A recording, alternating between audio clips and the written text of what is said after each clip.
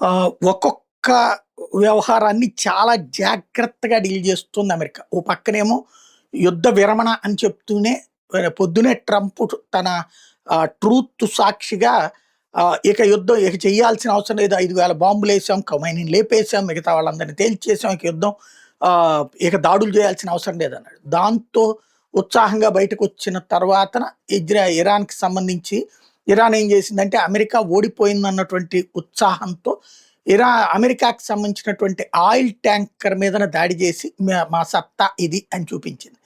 దాంతో మళ్ళీ అమెరికాకి మండింది. మళ్ళీ యుద్ధం పతాక స్థాయికి చేరుతోంది.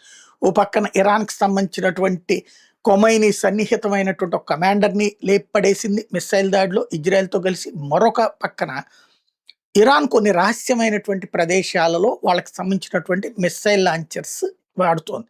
ఈ మిస్సైల్స్‌ని ఏవైతే ప్రయోగిస్తున్నారో ఆ మిస్సైల్స్‌ని ఒక ప్రదేశంలో దాన్నేమంటారు బ్రిడ్జ్ ఉందట. ఆ బ్రిడ్జి బయటకి కనబడేది బ్రిడ్జి మాత్రమే. ఆ బ్రిడ్జి కింద మిస్సైల్ లాంచర్ ఉంటుంది. అది బయటికి కనిపించలేదు. ఇంతవరకు అది చేస్తున్నటువంటి మిస్సైల్ లాంచింగ్‌లో మొదట్లో మిస్సైల్ లాంచింగ్ ప్యానెల్ ఓపెన్‌గా ఉన్నటువంటి వాటిని వీళ్ళు పేల్చేశారు. దాంతో బ్రిడ్జిల కింద దాచేసి అక్కడ అంటే దాడి చేస్తుంది. ఆ తర్వాత తీసుకెళ్ళి బ్రిడ్జి కింద దాచేస్తుందన్నమాట మిస్సైల్ లాంచర్.